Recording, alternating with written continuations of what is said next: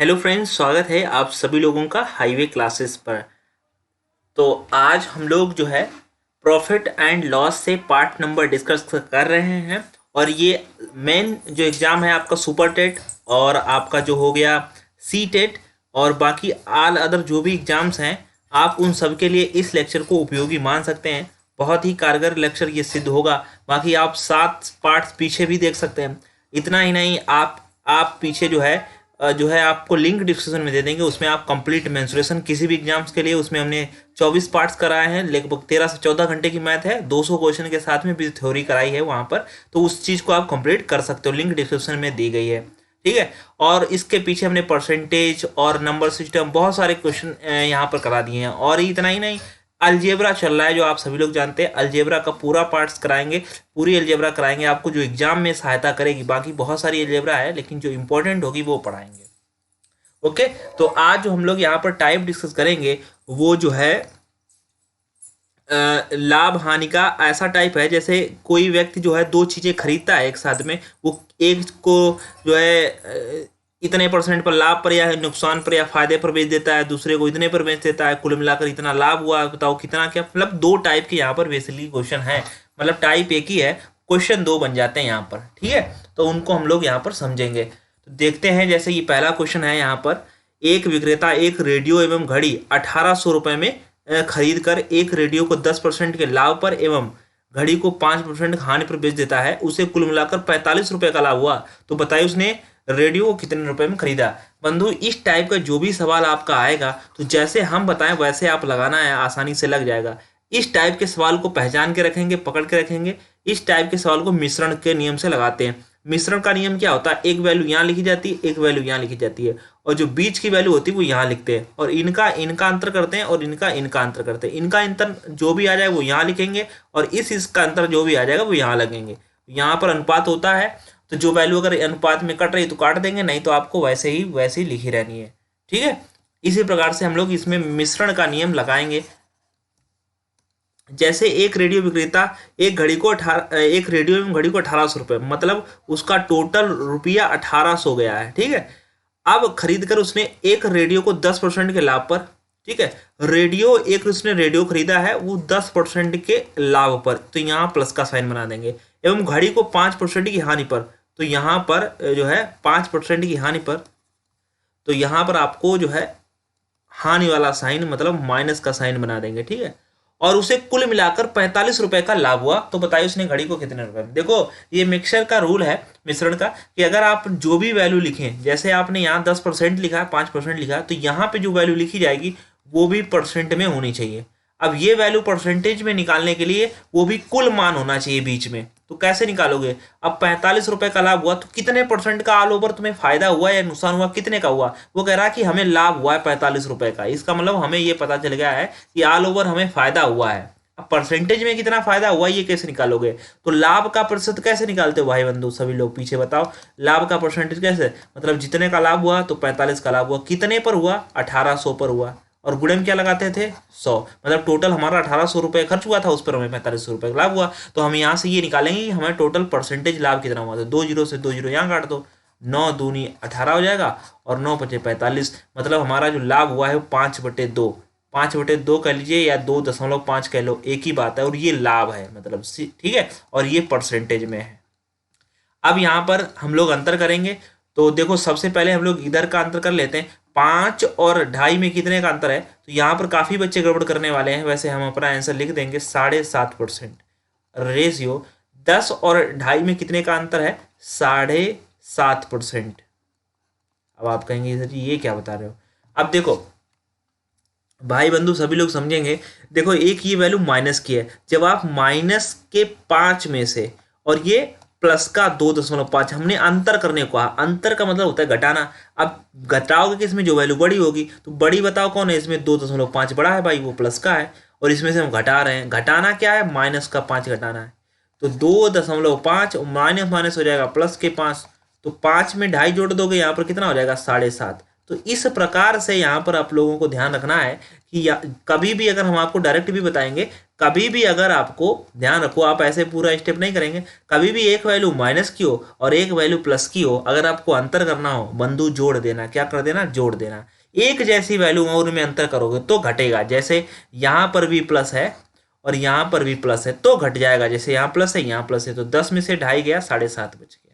ठीक है, अब हम लोग यहाँ पर अगर हमने जैसा कहा कटे तो काट देना, ये तो पूरा कट रहा है, यहाँ भी कट रहा है, यहाँ भी कट रहा है, तो हमारा रेशियो आया 1:1। मतलब वो वस्तु जो आपने 1800 रुपये में 2 खरीदी है वो आधे आधे दाम पर खरीदी गई है। मतलब एक 900 की, एक 900 की, मतलब एक रेडियो भी 900 रुपये का है और घड़ी भी 900 रुपये का। पता कैसे चला? क्योंकि एक रेडियो का मूल्य 1 और यहाँ घड़ी का भी 1, तो दोनों का कितना हुआ, 2। तो 2 बराबर हम लोग लिखेंगे 1800, मतलब दोनों वस्तुओं बराबर 1800, काट देंगे 2 नेम 18, तो 1 बराबर आपका 900 आ जाएगा।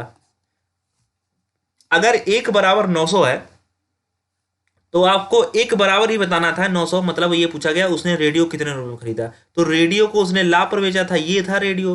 तो देखो 10% के लाभ पर रेडियो बेच रहा है, तो रेडियो की वैल्यू ये रही 1। तो 1 का मान हमें बताना था और 1 बराबर 900 हमने निकाल लिया है। तो ये पहला सवाल था, आपको घबराना नहीं है। ऐसे 3 से 4 5 सवाल हमारे पास हैं जो हम आपको सिखाएंगे।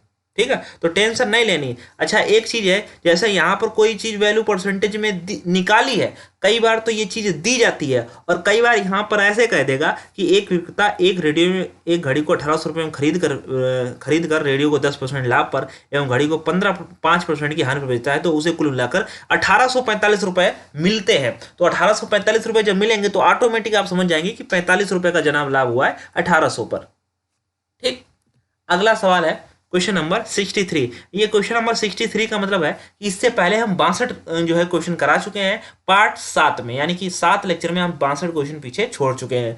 ठीक है, अगला क्वेश्चन है, और ये क्वेश्चन सब टाइप वाइज होते हैं, मतलब सीरीज वाइज, मतलब 1 to 1 जैसे पायदान सीढ़ी नहीं होती वैसे ही क्वेश्चन हम यहाँ पर आपके लिए फॉर्मेट करते हैं, जैसे कि आपको समझने में और जो है और लिखने में आपको आसानी हो, और मेन चीज़ है समझने में आप इसको क्वेश्चन को समझ पाएँ।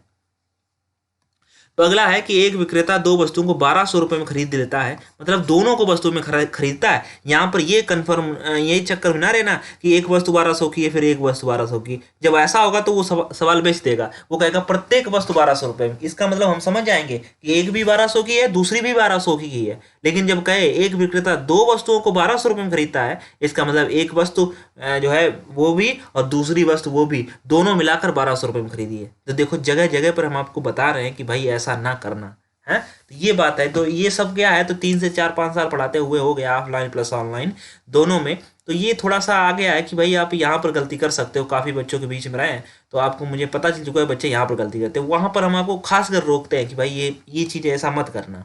ठीक है, तो देखिए यहाँ पर पहले वस्तु को 8% के लाभ पर, तो यहाँ पर ऐसे भी लिख सकते हो फर्स्ट वस्तु जो है 8% के लाभ पर, यहाँ पर प्लस बना देंगे तो ज़्यादा सही रहेगा। एवं दूसरे को 20% के लाभ पर, यानी कि सेकंड जो वैल्यू है वो 20% के लाभ पर है, ये भी प्लस बना देंगे यहाँ पर, भेज दिया। उसे कुल मिलाकर 12.5% का लाभ हुआ। तो यहाँ पर सारी वैल्यू प्लस में होंगी, तो हमें कोई टेंशन वाली बात नहीं, प्लस लगाएं या ना लगाएं। 12.5% का लाभ हुआ। तो पहली वस्तु कितने रुपए में खरीदी? अब देखो पीछे वाले सवाल में हमने ये वाली परसेंटेज निकाली थी, वैल्यू जो बीच की थी, लेकिन यहाँ पर ये वैल्यू इन्होंने वैल्यू दे दी है। तो यहाँ पर अंतर करेंगे तो 20 और 12.5 में कितने का अंतर? देखो यहाँ पर आप डायरेक्ट घटा सकते हैं क्योंकि दोनों तरफ प्लस है। तो 20 और 12.5 में अगर आप अंतर करोगे तो यहाँ पर निकल के आएगा 7.5 का। आप यहाँ भी कर सकते हो, 20 में से आपको 7.5 घटाने पड़ेंगे, सॉरी 12.5 आप घटाइए, तो 12.5 ऐसे तो लिखेंगे। यहाँ हासिल लेंगे 10 में से गया 5 और यहाँ बचेगा 9, 9 में से 2 जाएगा, यहाँ बचेगा 7 और यहाँ बचा 1, 1 में से 1 गया 0, तो ये 7.5। ये उम्मीद है आप सभी लोग कर लेते हैं, तो इसमें तो ऐसा कोई था नहीं फिलहाल। अगला देखिए, तो 8 और 12.5 में कितने का अंतर है? तो यहाँ पर सभी को दिखेगा 4.5 का अंतर है, और ये परसेंटेज था तो परसेंटेज कट गई। अब देखो ये पॉइंट भी कट जाएगा, 15 अपना 75, 15 3 45 होता है यहाँ पर, 15 3 45 और 15 75, यानी कि 5:3 आया। यानी कि दोनों की वैल्यू कितनी है? 5 और 3 8, यानी कि 8 बराबर किसके? 1200 के। मतलब दोनों वस्तुएं कितने में खरीदी थी? 1200 में। और यहाँ पर दोनों वस्तुएं कितनी है? एक 5 यूनिट और 3 यूनिट, दोनों को जोड़ लो। अब आप काट दो, 8 से काट दो, 8 एकम 8 बचे कितने? 4 हो गए 40, 60 पंचे 40 और ये वाला 0, मतलब 1 बराबर 150। ठीक है, 1 बराबर 150। तो पूछ रहे हैं पहली वस्तु कितने रुपए में खरीदी गई, तो पहली का मान है 5, तो 1 अगर 150 को बताएगा तो 5 कितने को बताएगा, तो आप सिंपली यहाँ 5 से गुणा कर दो भाई। 5 से जब आप गुणा कर देंगे तो यहाँ पर 15×75 यानी कि 750 रुपए, ये सही है। ठीक है, बस ये हमारा आंसर है। बताओ किसी को कोई समस्या हुई हो, कोई ऐसी समस्या वाली बात ही नहीं है। 15×75 ही होते हैं। ठीक है, हाँ जी, बहुत सही। और आप अगर आपको ये सेकंड वैल्यू पूछते तो हम 3 से गुणा कर ले, यानी कि 150 में, यानी कि 450, 450 इसको जोड़ के देख लो, आपको 1200 हो जाएंगे दोनों की वैल्यू है। चलिए अगला सवाल है। फिलहाल अब इस सवाल में जो भी आपका थोड़ा बहुत बचा होगा वो सब डाउट क्लियर हो जाएगा। फिलहाल अब तो क्लियर ही हो गया होगा किस टाइप का जब सवाल आए तो ऐसे करेंगे। एक आदमी 108 किलोग्राम का फल जो है कुछ भाग 28% के लाभ पर, यानी कि टोटल जो है आपका 108 किलोग्राम है, उसमें से कुछ भाग 28% के लाभ पर और शेष भाग जो है 8% की हानि पर, मतलब शेष जो भाग है वो 8% की हानि पर बेच देता है। और हानि है इसलिए यहाँ माइनस लगाओ और यहाँ पर लाभ लगाओ। उसे कुल बिक्री पर 17% का लाभ होता है, यानी कि कुल मिलाकर यहाँ पर उसको 17% का लाभ हुआ है, इसलिए यहाँ पर प्लस लगा दो। उसके द्वारा 28% लाभ पर बेची गई मात्रा बताइए, मतलब यहाँ वाली मात्रा बतानी है। तो सबसे पहले हमको वही डिफरेंस करना पड़ेगा, यहाँ पे अंतर करना पड़ेगा। अब यहाँ पर आप थोड़ा होश में डिफरेंस करेंगे क्योंकि यहाँ माइनस और प्लस, और जब माइनस प्लस का अंतर हो तो वो जुड़ जाता है। तो 17 और 8 कितना हो जाएगा, यहाँ पर 25 हो जाएगा बंधु। और यहाँ 28 में से 17 घटा दो तो 8 में से 7 गया 1 और 2 में से 1 गया 1, मतलब 11 बचेगा। तो 25 और 11 दोनों कितने हो गए, दोनों हो गए 36। तो 36 बराबर किसके, 128 किलोग्राम, सॉरी 108 किलोग्राम का 36 दिया होता है, तो 1 बराबर 3 किलोग्राम। अब आपसे पूछ रहे हैं 28% पर कितना बेचा गया, तो 28% पर भैया 25 दिया गया, तो 1 अगर 3 को बताएगा तो 25 कितने को बताएगा, तो 25 यूनिट किसके बराबर हो जाएगा। तो यहाँ से अगर आप 25 से गुणा कर देंगे तो 25 दिया 75 किलोग्राम, यानी कि आपने इस टाइप के इधर एरो घुमा दें तो ज़्यादा सही रहेगा। तो यहाँ पर आपको बताना है 25 यूनिट, तो आप यहाँ पर 3 गुणे 25 करेंगे तो यहाँ पर हो जाएगा 75 किलोग्राम, ये हमारा आंसर है। तो 75 किलोग्राम जो है 28% बेचा गया, यानी कि 75 किलोग्राम जो है 28% के लाभ पर बेचा गया था। क्लियर है सभी को, बड़े अच्छे सवाल हैं। आप इन सभी को सवाल को देखिए और ये उनमें से सबसे अच्छा सवाल है। देखो कभी भी अगर ऐसा सवाल आए कि एक आदमी 15,500 रुपये में 2 घोड़े खरीदना है, ठीक है, वह पहले घोड़े को 23% के नुकसान पर बेच रहा है, मतलब पहले घोड़े को उसने 23% के नुकसान मतलब घाटा पे बेच दिया, और दूसरे को 27% के लाभ पर, तो दूसरे को 27% के लाभ पर बेच दिया। और पूरी बिक्री पर उसे ना तो लाभ होता है और ना ही हानि। जब ना ही लाभ हो तो ना ही हानि, तो उस केस में हम 0 मानेंगे, तो यहाँ पर लिखेंगे 0, ये बात है खास। ठीक है, तो देखो 0 को अगर आप चाहे प्लस में लिखो चाहे माइनस लिखो, इसलिए कोई फर्क नहीं पड़ता है, इसलिए यहाँ पर हमें कोई फर्क नहीं, क्योंकि ना हमें लाभ हुआ है ना प्लस, क्योंकि ना 0 प्लस में होता है ना जो है माइनस में होता है। अब चलिए इसका अंतर करेंगे, तो यहाँ अंतर करेंगे तो यहाँ 27 ही आएगा, और यहाँ अंतर करेंगे तो यहाँ 23 ही आएगा। अगर कटता है तो काट दो, नहीं कटता है छोड़ दो, लेकिन इनको जोड़ के देखो कटती ही नहीं है। तो 7 और 3 10 का 0, 2 2 4 1 50 आया, 50 बराबर आ जाएगा 15,500। तो 1 0 से 1 0 काट देंगे, 5 से काटेंगे तो 5 3 15 और 5 1 5, मतलब 1 यूनिट बराबर आ गया 310। ठीक है, 1 यूनिट 310 के बराबर है। तो पहले घोड़े की कीमत ज्ञात कीजिए। तो पहला घोड़ा क्या था, पहले हुआ कह रहा है पहले घोड़े को 23% के नुकसान पर, तो मतलब 23 की वैल्यू इधर होगी, तो ये मतलब 23 की वैल्यू क्या है 23 की जो वैल्यू है, जो 23% के लाभ पर बेचा गया उसकी वैल्यू है 27। अब आप ये ना समझना कि ये इधर से घटकर आए हैं तो वैल्यू इधर होगी, नहीं, जो जिसके नीचे है वो उसकी वैल्यू। तो 1 बराबर 31, तो 27 बराबर कितना, तो आप सिंपली क्या करेंगे, यहाँ पर 310 में आप 27 से गुणा कर देंगे। तो जब आप 27 से गुणा अगर नहीं आती है तो आप 9 से कर लो, फिर 3 से कर लो, या आप पहले 3 से कर लो या 9 से कर लो, जैसा भी। 9 से कर लेते हैं, पहले 0 का 0 लिख लेंगे, 9 एकम 9, 9 3 27। अब इसमें आप 3 से गुणा कर लो, तो 3 का 0 0 रहेगा, 3 नेम 27 के साथ हासिल 2, 3 से 21 और 2 23, 3 दूनी 6 और 2 8। तो यहाँ पर आ जाएगा राइट आंसर 8,370 रुपये, यानी कि पहला घोड़ा 8,370 रुपये में खरीदा गया था। ओके, क्लियर है सभी लोगों को। तो ये थे आपके इस टाइप के क्वेश्चन। कल हम आपको इससे एक बेहतरीन कॉन्सेप्ट सिखाएंगे। आपका लाभ हानि जल्द ही समाप्त होने वाला है। लास्ट के जो बहुत इंपॉर्टेंट जो है टॉपिक वो बचे हुए हैं, छोटे छोटे टॉपिक में दे रहे हैं, आपको भी अच्छा लग रहा है और हमें भी अच्छा लग रहा है पढ़ाते हुए। तो बाकी एक चीज़ है, हम आपसे उम्मीद करते हैं कि आप जो है अपने दोस्तों के साथ ज़रूर शेयर किया करो अपने लेक्चर्स को, और अपने सभी लोग टेलीग्राम पर भी सभी लोग ज्वाइन हो जाएं यार, सभी लोग लाइक भी किया करो, है ना। तो ये चीज़ ध्यान रखा करो।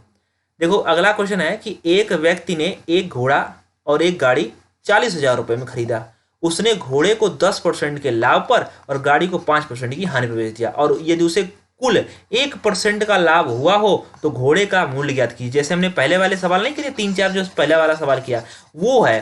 तो इस क्वेश्चन को जो मेरी अंदर से इच्छा हो रही है, जैसा कि हम आपको एक क्वेश्चन देते हैं HW के लिए, तो ये क्वेश्चन आपके लिए HW है, और इसका आंसर आप हमें कमेंट बॉक्स में लिखें।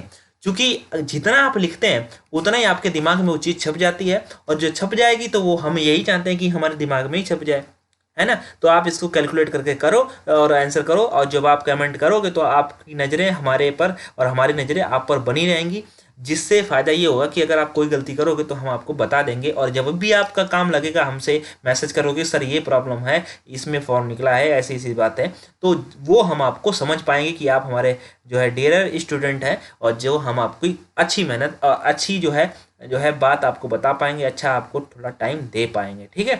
तो थैंक यू, मिलते हैं नेक्स्ट लेक्चर में। इसमें हम लोग को इतना ही पढ़ना था जो हमने टाइप जो है डिस्कस कर लिए, ठीक है। सभी लोग कमेंट करना, और थैंक यू, मिलते हैं नेक्स्ट लेक्चर में।